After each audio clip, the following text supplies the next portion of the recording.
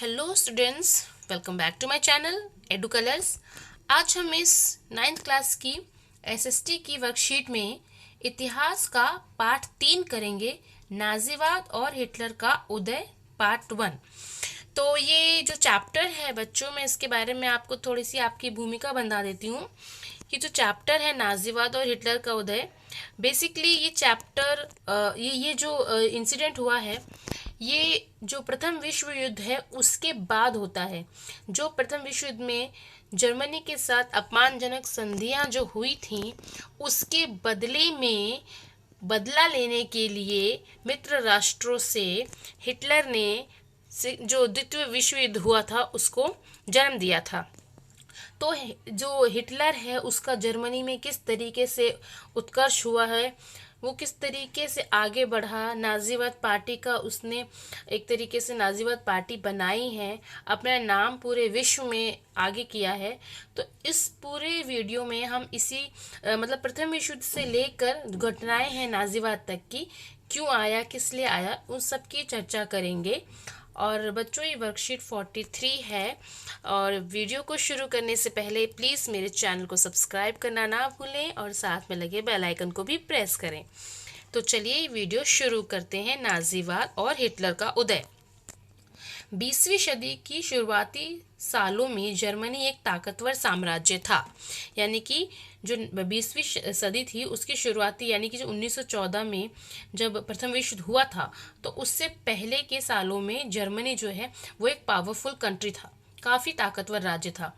उसने ऑस्ट्रियाई साम्राज्य के साथ मिलकर मित्र राष्ट्रों इंग्लैंड, फ्रांस, रूस तथा बाद में इटली और रोमानिया भी जब शामिल हो गए थे, तो इन सब को मिलकर बोला जाता था मित्र राष्ट्र, जो कि प्रथम विश्व में विजयी रहे थे। के खिलाफ पहला विश्व युद्ध जो कि 1914 से 1918 के बीच में लड़ा गया था। सन 1917 में अमेरिका भी मित्र राष्ट्रों में शामिल हो युद्ध में कूद पड़ा। देखिए, अमेरिका जो है वो इस युद्ध में सीधे तौर पर बिल्कुल भी शामिल नहीं हुआ था। हाँ, लेकिन हम उसकी जो भूमिका है उसको नकार नहीं सकते, क्योंकि कहीं ना कहीं से जो मित्र राष्ट्र हैं उनको सपोर्ट कर रहा था पीछे से अमेरिका, लेकिन वो साफ तौर पे जाहिर नहीं हो रहा था कि वो विश्व युद्ध में है। लेकिन जब उसका नुकसान हुआ और जब उसके जहाज को डुबो दिया गया, उसके काफ़ी आदमी मारे गए, तब जाके अमेरिका जो है 1917 में इस युद्ध में शामिल हुआ। और उसके शामिल होते ही विश्व युद्ध यानी प्रथम विश्व युद्ध का जो नज़रिया था, वो बिल्कुल जो जो रीज़न था या जो भी कह लीजिए जो परिणाम था, जो जिस वजह से जो प्रथम विश्व युद्ध था ख़त्म होने वाला था, वो निर्णायक मोड़ जो है वो अमेरिका के आने के बाद ही हुआ।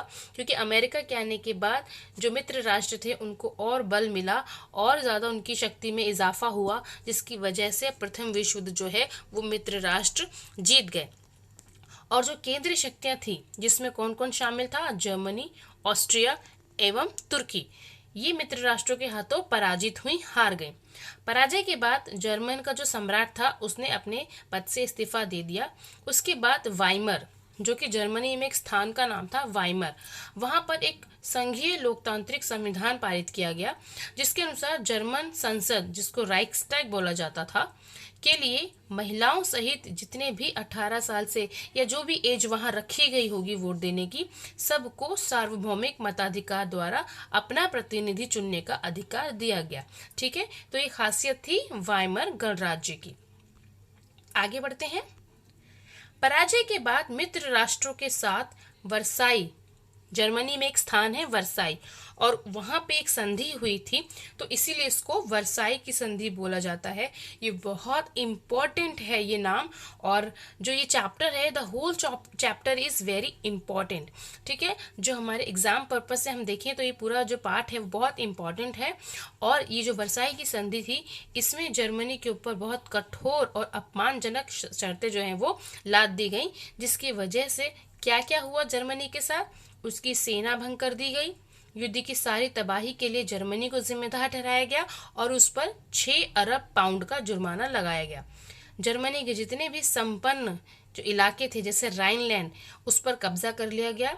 जर्मनी के जितने उपनिवेश थे तकरीबन 10% और आबादी वहाँ की 13%, और जो भूभाग था वो 75%, जो लोहे के भंडार थे 26%। ये सब किसको दे दिए गए? ये सब फ्रांस, पोलैंड, डेनमार्क और लिथुआनिया के हवाले करने पड़े। जर्मनी को अकेले जिम्मेदार ठहराकर पूरे प्रथम विश्व का जो हर्जाना था जर्मनी के ऊपर मर दिया गया।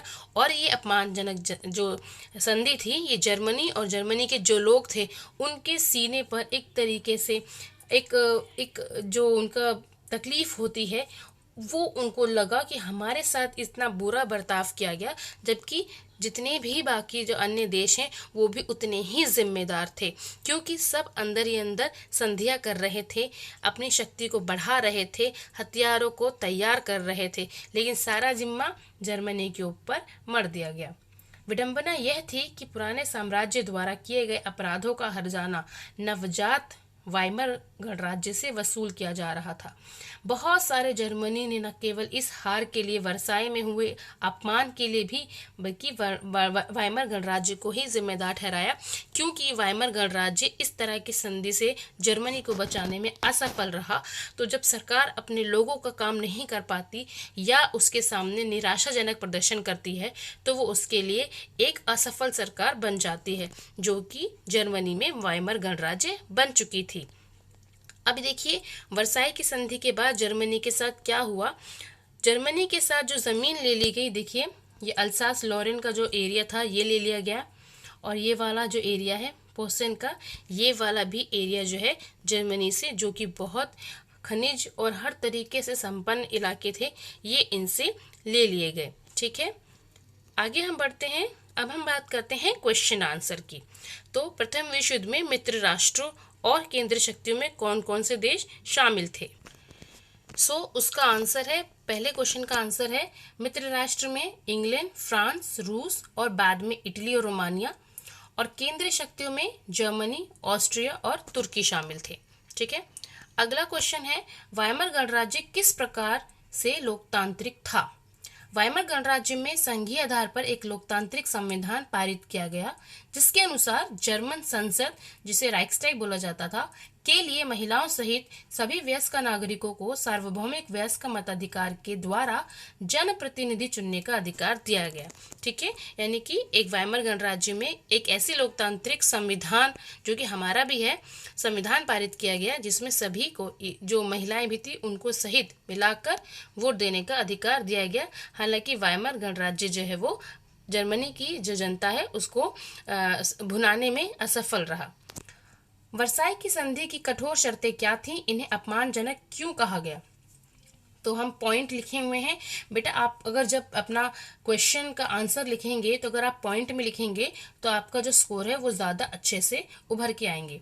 तो जर्मनी की सेना भंग कर दी गई, जर्मनी पर 6 अरब पाउंड का जुर्माना लगा दिया गया, जर्मनी के खनिज संपन्न राइनलैंड पर कब्जा कर लिया गया, जर्मनी के सारे उपनिवेश, भूभाग, लौह भंडार, कोयला, ये सब किसको दे दिए गए? फ्रांस, पोलैंड, डेनमार्क और लिथुआनिया को दे दिए गए।